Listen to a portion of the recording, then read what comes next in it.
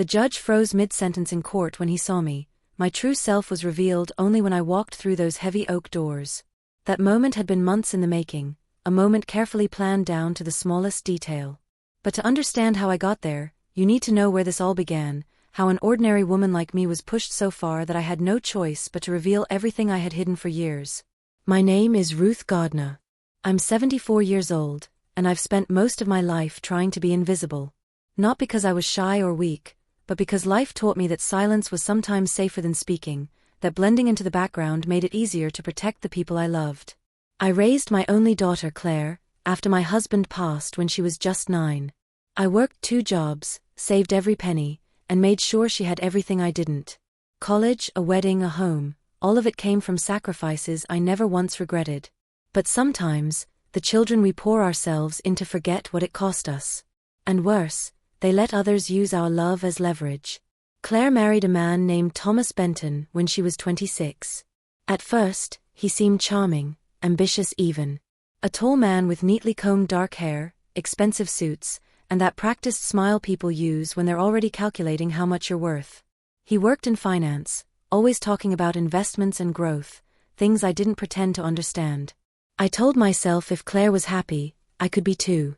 But I wasn't blind. I saw the way Thomas looked at my modest little house, the way he asked offhand questions about the land my late husband had left me, land that had been in my family for 3 generations. I saw the flicker of irritation in his eyes whenever I gave Claire a gift without consulting him. And I felt, deep in my bones, that his love for her had a price tag attached. The first real crack came at my 69th birthday. Claire and Thomas hosted a dinner at their place, and after the cake, Thomas raised his glass with a smug smile. "To Ruth," he said. "A woman who deserves to relax and let others handle the hard stuff. Don't you think it's time you considered putting your estate in more capable hands?" The room went quiet. Claire laughed nervously, brushing it off as a joke, but I caught the glint in his eyes. It wasn't a joke. It was a warning shot. For years, I let the comments slide. I told myself Claire was grown, that she had chosen him, that my job was to step back. But then came the day Thomas crossed a line I could never forgive. It was last winter, bitter cold, the kind that cuts through your bones. I had been in the hospital for a minor procedure, nothing serious, just observation. When I came home, I found Claire sitting at my dining table, her eyes red from crying. On the table between us lay a stack of papers. Thomas had pressured her to convince me to sign over power of attorney, to let him manage my property for convenience. Claire pleaded with me. "Mom, it'll make things easier. He just wants to help." I looked at my daughter, the child I had carried through nights of fever, the girl I had watched walk across the stage to collect her diploma, and I realized she didn't see what I saw. She didn't see the wolf hiding behind the smile. She believed him. I told her no. Firm, final. For the first time in years, I raised my voice. "I may be old, Claire, but I am not a fool. And I will not sign away my life to him." Her face crumpled. She left that night without hugging me, without even looking back. And for weeks, the silence stretched between us like a canyon.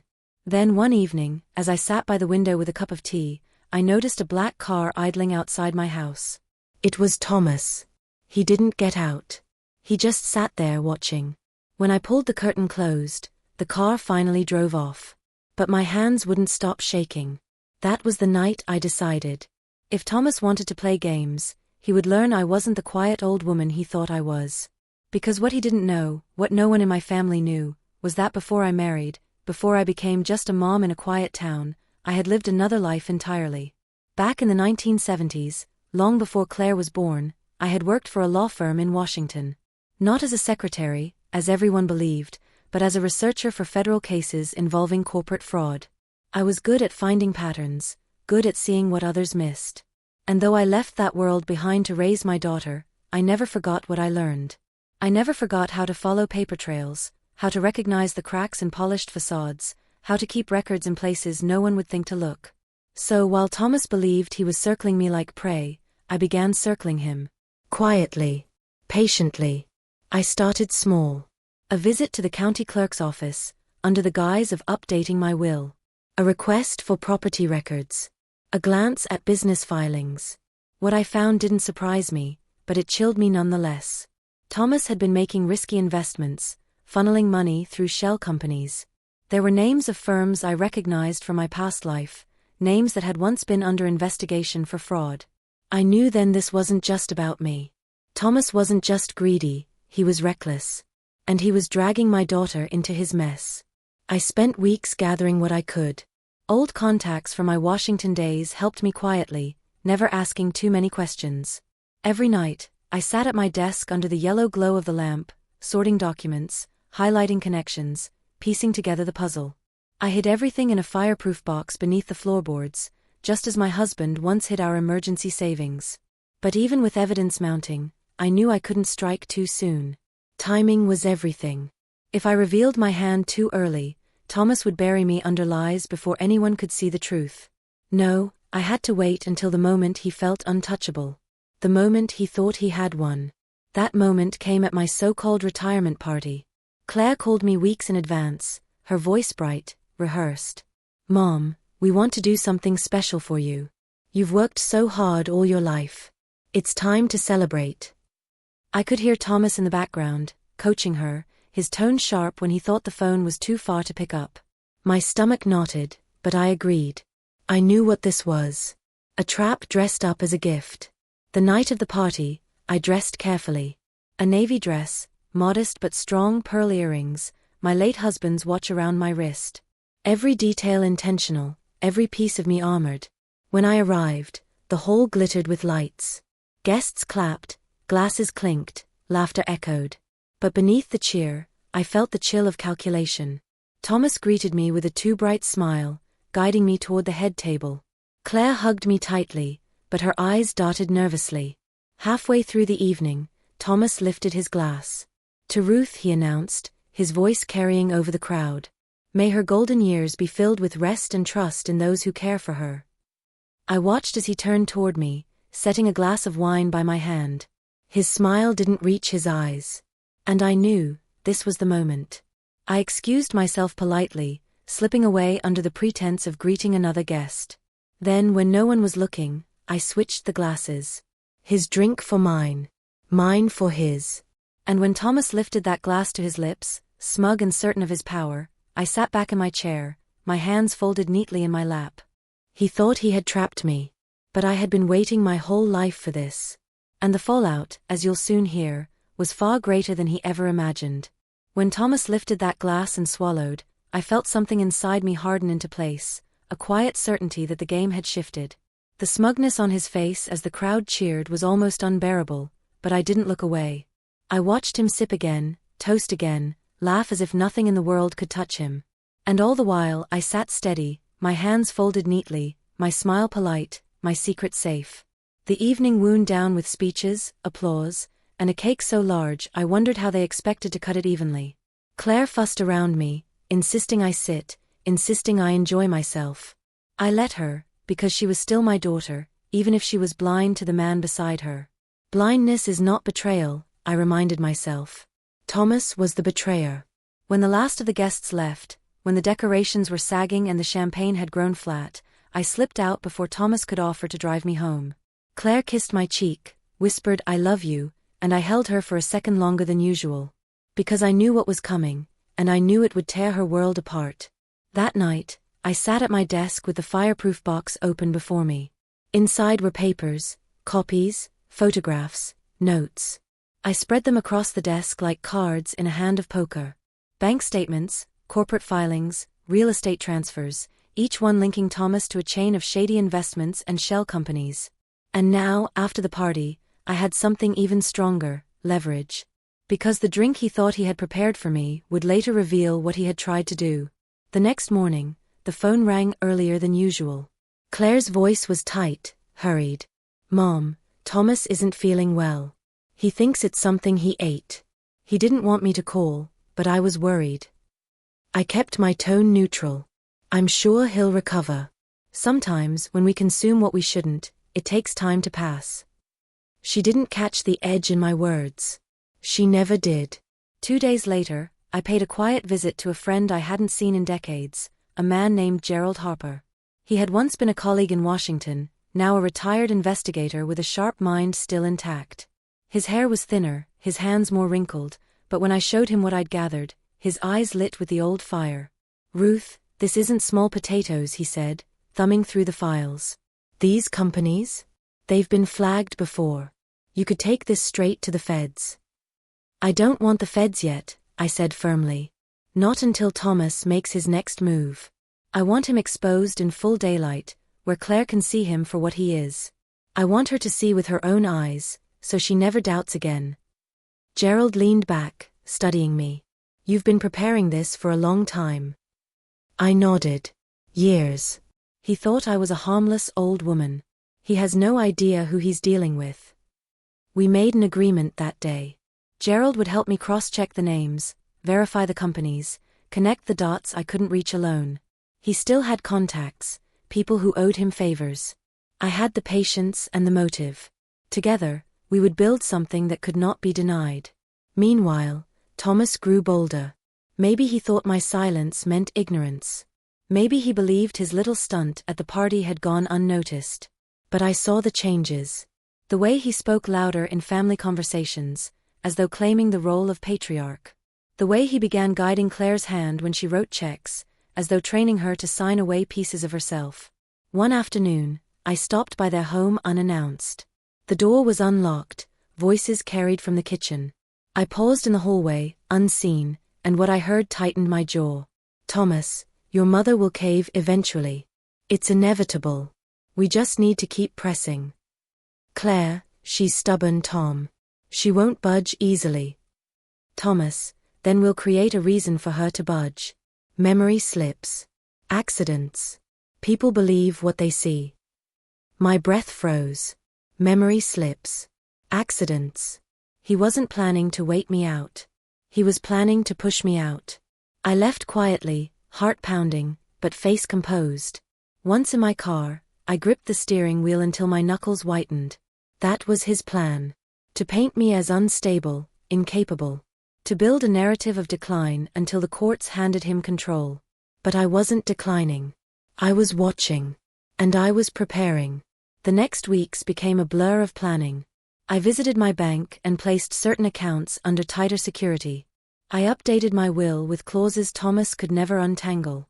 I began recording conversations discreetly, keeping my phone on the table whenever he visited, leaving voice-activated recorders in my living room and kitchen. And the recordings paid off. One Sunday, Thomas stopped by under the guise of checking in. He wore his tailored gray suit, his hair slicked back, his smile wide. He brought me a bottle of wine, insisting we share a glass. I poured it, but not from his bottle, from one I had opened earlier, my movements casual, practiced. As we sat, he leaned in, voice low but sharp. "You know, Ruth, it's exhausting for Claire to carry the burden of worrying about you. Wouldn't it be easier if someone just took care of things?" My face remained calm. "And by someone you mean you?" His smirk widened. "I know what I'm doing. This house, this land, your savings, all wasted if you insist on clinging to them. But in my hands? They'd grow. Claire deserves that. I deserve that." The recorder captured every word. When he left, I sat back in my chair, replaying the conversation, the bile rising in my throat. He hadn't even bothered to hide his intentions anymore. He believed me too frail, too naive to act. But the box under my floorboards told another story. By spring, Gerald had linked Thomas to 3 major fraud cases, all under quiet review. His name wasn't front and center, but the companies traced back to him, and the money trail was undeniable. It was enough to ruin him. Enough to expose him. And that's when I made the choice. I would not simply defend myself. I would take him to court. It would be risky. He had lawyers, resources, confidence. But I had the truth, and I had patience. More importantly, I had a secret Thomas had never even considered. Because while everyone in my life believed I was a quiet widow living on a pension, my true self, the one the judge would later see, was still very much alive. The woman who had once dismantled cases of corporate fraud, who had sat in rooms with men twice her size and watched them sweat under cross-examination. I had hidden that part of me for decades, buried it under aprons and PTA meetings and Sunday services. But now, it was time to bring her back. The night before I filed the motion, I sat at my kitchen table, pen in hand, staring at the forms. My reflection in the window looked older, softer, lined with years. But behind the wrinkles, I saw her, the woman who never forgot, who never surrendered. I signed my name with a steady hand. And the next morning, when Thomas received the court summons, his mask would begin to crack. Because he thought he was circling a victim. But what he didn't know, what no one knew, was that the victim was gone. And in her place stood the woman who was about to dismantle him piece by piece. The courthouse smelled faintly of old paper and polished wood, a scent I hadn't experienced in years, but one that awakened a part of me I thought I had buried long ago. I walked through the grand double doors in my navy suit, not a dress this time, but a sharply tailored jacket and skirt I had kept hidden in the back of my closet. My silver hair was brushed neatly back, my pearl earrings understated. No frills, no softness. I looked like the woman I once was, the one Thomas had never met. As I stepped into the courtroom, I could feel eyes turn. Claire sat at the defendant's table beside Thomas, her face pale, confused, her hand nervously resting on his. He whispered something to her, his smirk still intact. He hadn't lost his arrogance. He believed this would be quick, that the judge would see me as an aging widow wasting the court's time. I took my seat with my attorney, a sharp young woman named Dana I had handpicked for her precision. She glanced at me, her expression tight with determination, and whispered, "Are you ready, Ruth?" I nodded. I was born ready for this. The judge entered, robes flowing, gavel striking the bench. Court is now in session. Thomas's attorney, a slick man in his early 50s with slicked back hair and a condescending tone, stood first. "Your Honor, this entire case is a farce. My client has only ever acted with the best intentions for his mother-in-law. This is nothing more than a misunderstanding fueled by paranoia." I stayed silent, folding my hands neatly on the table. I had no intention of rushing. Timing was everything in a courtroom. Dana rose gracefully, her heels clicking against the floor. "Your Honor, what we have here is not paranoia. What we have is evidence, documented fraud, recordings, and a trail that leads directly to Mr. Thomas Bennett. And before this trial is over, that trail will be plain for all to see." Thomas smirked, leaning back in his chair. Claire glanced nervously at him, then at me. The first witnesses were called. Bank officials confirmed the attempted transfers, auditors testified about unusual patterns in company filings. Each piece was small, but together they began painting a picture. I sat still, my expression neutral, watching Thomas's posture stiffen with each passing minute. Then came the moment I had been waiting for. Dana handed me the small recorder, the one that had captured Thomas's voice in my living room. She played the clip for the court. "You know, Ruth, it's exhausting for Claire to carry the burden of worrying about you. Wouldn't it be easier if someone just took care of things?" And then his smug voice again, "This house, this land, your savings, all wasted if you insist on clinging to them. But in my hands? They'd grow. Claire deserves that. I deserve that." The words echoed across the silent courtroom.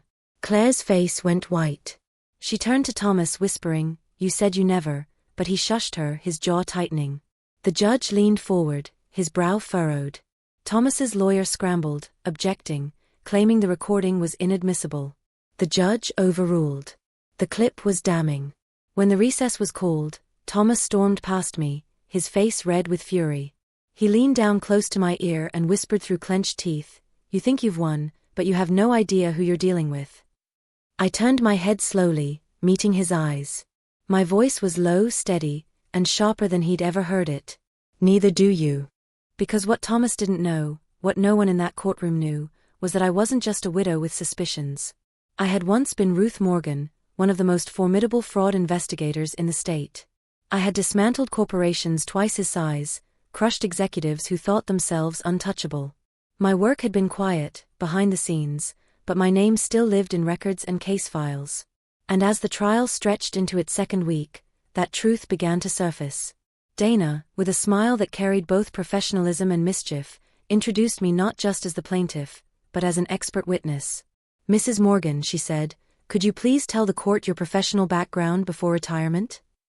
I stood, straightening my jacket. For 28 years, I worked as a forensic accountant and fraud investigator for the state. I specialized in tracing hidden assets, identifying shell companies, and uncovering financial crimes. My testimony has been used in over 40 trials. A ripple of shock moved through the courtroom. Even the judge blinked, his pen pausing mid-note. Are you saying, Dana continued, that you personally analyzed the records connected to Mr. Bennett? Yes, I said calmly, and I can demonstrate exactly how his fraudulent schemes were designed, how they connect to his personal accounts, and how he intended to leverage my assets into them. The judge leaned back, studying me with new eyes. Thomas's face drained of color. Claire stared at me as if she had never truly known her own mother. Piece by piece, I laid it out. Charts, timelines, account trails.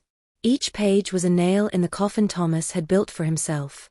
My voice was steady, controlled, never rushed.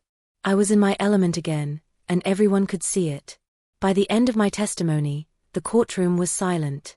The judge cleared his throat, his expression heavy. Mrs. Morgan, your expertise is remarkable. I admit I was unaware of your history in this field. I gave him the faintest smile. That was the point, Your Honor. When I returned to my seat, Thomas wouldn't meet my eyes. His lawyer fumbled through notes, sweat beading on his forehead. And Claire, my daughter, my flesh and blood, stared at me with tears brimming in her eyes, realization dawning in painful waves. Because now she knew. She knew the man she married wasn't a provider. He was a predator. And she knew the mother she thought was fragile was far stronger than she had ever imagined. But the trial wasn't over. Not yet. Thomas had cards left to play, dirty ones. And as I left the courtroom that day, I felt the storm building. Because when a man like Thomas begins to slip, he doesn't go down quietly. The day after my testimony, I awoke to the sound of pounding rain against the windows. The storm outside seemed to mirror the one I knew was brewing in Thomas's mind. Men like him don't go down with grace. They claw, they scheme, they twist the truth until even lies sound believable. By the time I reached the courthouse, the sky was low and gray, pressing down on the old brick building. Inside, the air was thick with whispers. People had heard the recording. They had heard me reveal my past life as a fraud investigator. I could feel it in the way their eyes followed me, no longer as an aging widow, but as someone dangerous, someone capable. Thomas sat at the defendant's table, his jaw clenched, his hands folded too tightly. He looked pale, almost sick, but his eyes gleamed with something dark. He hadn't slept, I could tell. But he hadn't surrendered either. His lawyer rose first. Your Honor, the plaintiff's testimony yesterday was a performance. While Mrs. Morgan may have once held a position of relevance, that was decades ago. Today she is an elderly woman, far removed from the rigor of financial analysis. To rely on her testimony as fact is irresponsible at best. The judge raised an eyebrow but said nothing. Then Thomas himself stood, uninvited, his voice sharp. She's trying to ruin me because she never liked me. This is personal, not legal. She wants to see me destroyed, and she'll spin whatever story she needs to make that happen. His words hung in the air, slick with desperation. Claire reached for his hand, but he pulled away. He was unraveling, and he knew it. Dana, calm as ever, rose with a small folder in her hand. Your Honor, if this is personal, then perhaps Mr. Bennett can explain these. She handed copies of emails across the courtroom, correspondence Thomas thought he had deleted. But nothing truly vanishes, not when you know where to look. Gerald's contacts had unearthed them like gold in a riverbed. The judge read aloud, once she's declared unfit, we can move forward with consolidating assets. The sooner the better. Another email, she's stubborn, but if we document enough mistakes, the court will side with us. Claire will thank me later. Gasps filled the courtroom. Thomas lunged forward, shouting, those are taken out of context. His lawyer tried to calm him, but the damage was done. The judge's gavel struck once. Mr. Bennett, one more outburst and I will hold you in contempt. Thomas sat back, his face blotched red, his breath ragged. But his eyes flickered toward me, filled with venom. During the lunch recess, I sat alone on a bench in the hallway, sipping lukewarm coffee from a paper cup. Claire approached cautiously, her face pale and drawn. Mom, she whispered, sitting beside me. Is it true? Did he really write those things? I turned to her, searching her face, my daughter, caught between love and loyalty, truth and denial. Claire, I never wanted this for you. I never wanted to expose him this way. But Thomas left me no choice. He wasn't protecting you. He was using you. Her hands trembled in her lap.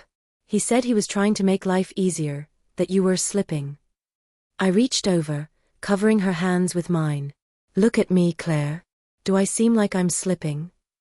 Her eyes met mine, wet with tears, and for the first time in months, she saw me. Not just as her mother, but as the woman I truly was. She nodded faintly, her voice breaking. No, you don't. Before I could say more, Thomas appeared at the end of the hall, flanked by his lawyer. His eyes locked on us, and for a split second, I saw fear buried beneath the rage. Fear of losing everything. Fear of being exposed for who he truly was. That afternoon, Thomas tried a new tactic, slander. His lawyer called witnesses, people I hadn't seen in years. A neighbor who said I often forgot to lock my gate. A distant cousin who claimed I once repeated the same story twice at dinner. Small things, petty things, but meant to paint a picture of decline. I sat quietly, hands folded, expression calm.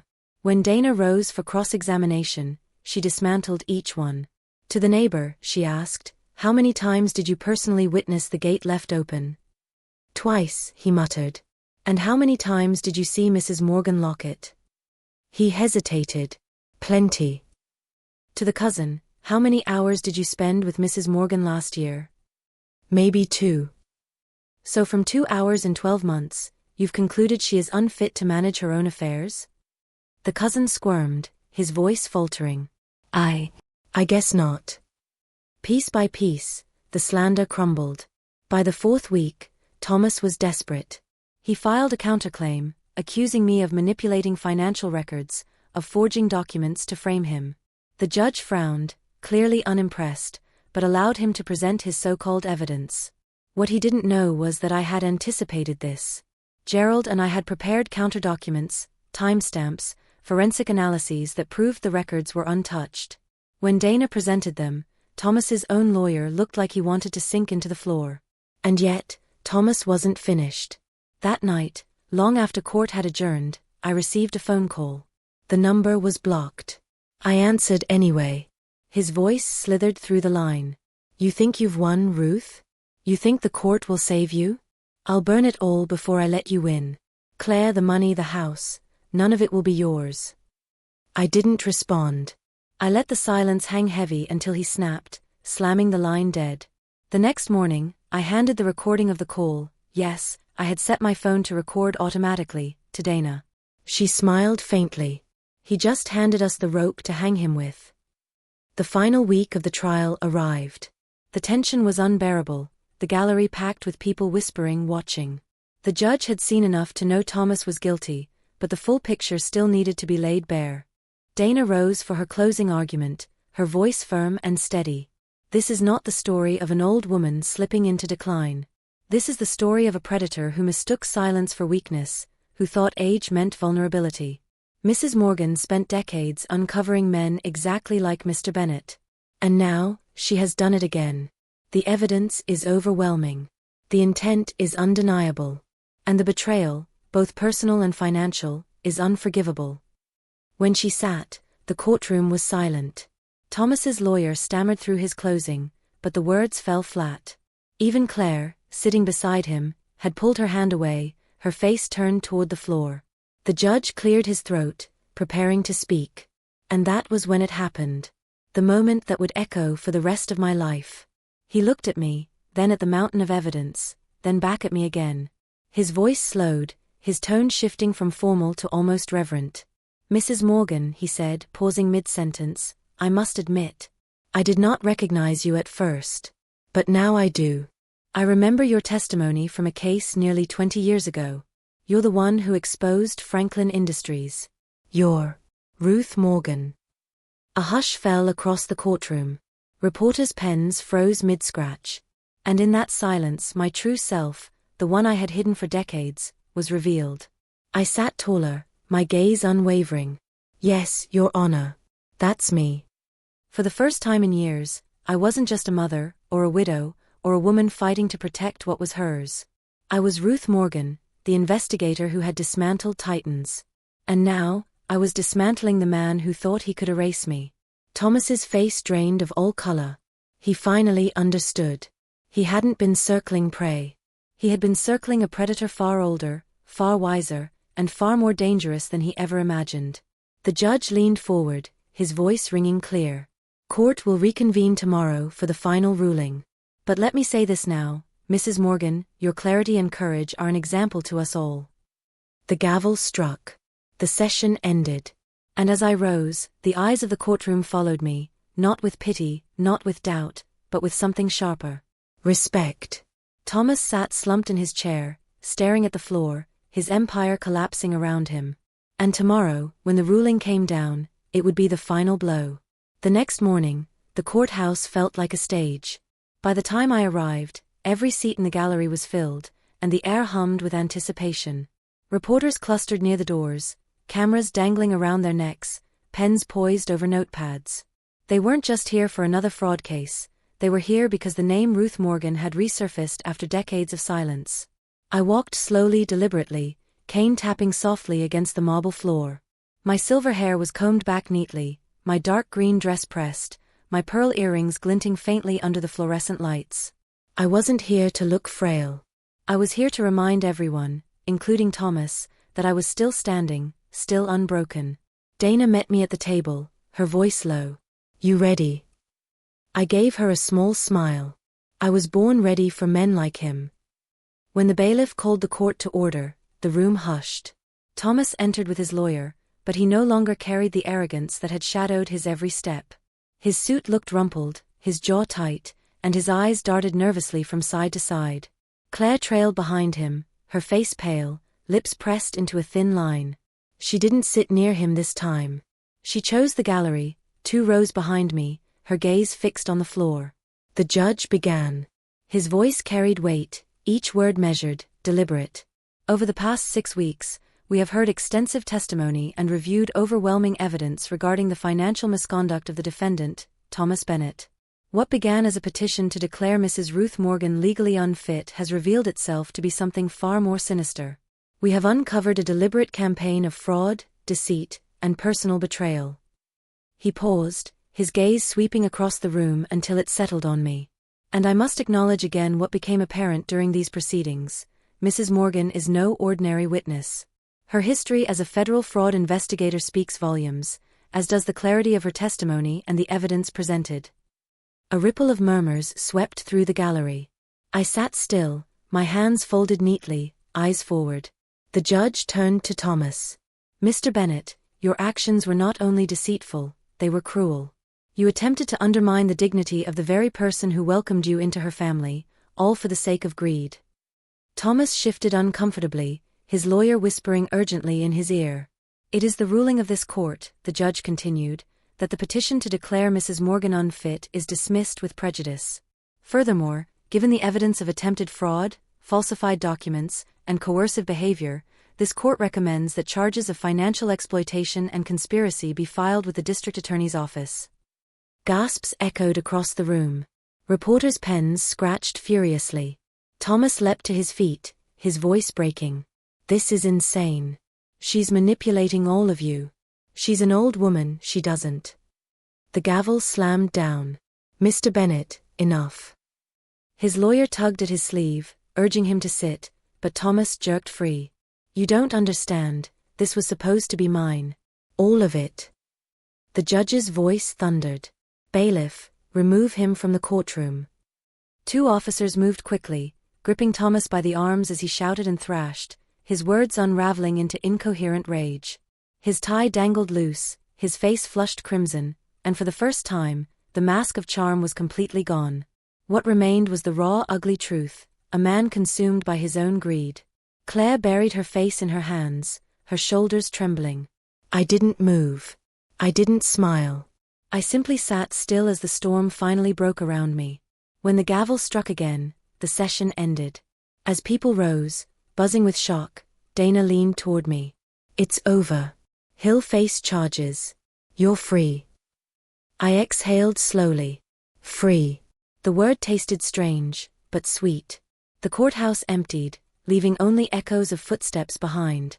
I walked toward the doors, feeling the weight of years lift with every step. Outside, The rain had stopped, and the clouds were beginning to break. A pale ray of sunlight stretched across the courthouse steps. Claire was waiting there. Her eyes were red, her hands trembling as she clutched her purse. She didn't speak at first. She just looked at me, her lips parted as though words were caught in her throat. Finally, she whispered, "Mom. I didn't know. I swear I didn't." I studied her, the daughter I had raised, the child who had once held my hand at the park, who had clung to me during thunderstorms.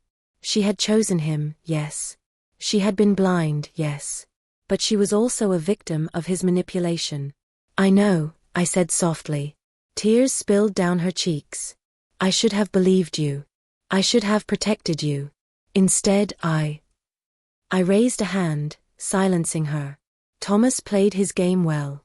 He fooled you. He won't again." She stepped forward, hesitated, then hugged me tightly, as though trying to bridge all the distance that had grown between us. I held her for a moment, but when she pulled back, I saw something in her eyes, fear, shame, but also hope. "Come home with me tonight," she pleaded. "Let me take care of you." I shook my head gently. "No, Claire. I need time. And so do you." She nodded, swallowing hard. As I turned to leave, I heard her whisper, "I love you, Mom." I didn't reply aloud. But inside, I held those words like a fragile flame. The weeks that followed unfolded like the slow unwinding of a knot. News outlets ran stories about the case, about Thomas's downfall, about me, the silent fraud hunter returns, one headline read. Another called me the grandmother who outwitted a con man. My name, once buried under decades of quiet retirement, had returned to the world. I didn't bask in it. Fame had never been my aim. But I won't lie, it felt good to know the truth had traveled farther than his lies ever could. Thomas was arrested within a month, charged formally with attempted fraud, financial exploitation, and obstruction. His face, once smiling on golf courses and charity galas, now stared out from mugshots splashed across the news. Claire filed for divorce shortly after, her silence speaking louder than any press statement could. And me? I went home. Not just to the house Thomas had tried to steal, but to myself. I moved through the rooms with new eyes. The piano Richard once played. The photographs on the mantel. The kitchen table worn smooth by decades of meals and arguments and laughter. For so long, I had thought these things could be taken from me. But I was wrong. These things were mine not because of paper deeds or bank accounts, but because of the life I had lived within them. Still, something inside me stirred. The part of me that had once thrived on uncovering lies and chasing truth. The part that had been awakened again in that courtroom. So one morning, I called Gerald. "I'm not done," I told him. He chuckled softly. "I didn't think you were." Together, we began to draft the framework for something new, a foundation dedicated to protecting elders from financial abuse. Too many stories like mine existed, too many voices silenced by manipulation, too many lives stripped of dignity by those who saw age as weakness. The Ruth Morgan Foundation launched quietly but firmly, its mission clear: no one would suffer alone, no one would be erased by greed. Months later, I found myself back in a courtroom, not as a defendant, not as a plaintiff, but as an advocate. I sat in the gallery, supporting an 82-year-old man whose son had tried to seize his farm. As he testified, his voice shaky, he glanced toward me. I nodded once, steady and sure. He smiled faintly, finding strength in that small gesture. It struck me then how far I had come, not just surviving betrayal, but transforming it into something larger than myself. That night, as I sat by the window, the sunset spilling gold across the horizon, I felt Richard's presence. Not as a ghost, but as a memory, steady and warm. "You did it, Ruth," I whispered. "You kept your promise, to yourself, to us." The world outside darkened, but inside, I felt light. The phone rang one evening. It was Claire. "Mom," she said softly, "I've been volunteering at the foundation. I want to help. Maybe it's my way of making things right." I closed my eyes, letting the words settle. Forgiveness was a long road, but perhaps we were taking the first steps together. "I'd like that," I said. Her voice wavered. "Thank you." When we hung up, I sat in silence, the kind that no longer felt empty, but full, of possibility, of resilience, of life still to be lived. I think back often to that day in court, when the judge froze mid-sentence, when my true self was revealed. For years, I thought aging meant fading into invisibility, into the background of other people's lives. But I was wrong. Age doesn't erase us. It sharpens us. It frees us from the illusions that bind others. Thomas thought he could strip me of dignity. Instead, he stripped himself of everything he had left. As for me, I walk taller now. Not because of what I regained, but because of what I never truly lost: my voice, my clarity, my fire. And if anyone dares to test me again, they will learn what Thomas learned too late.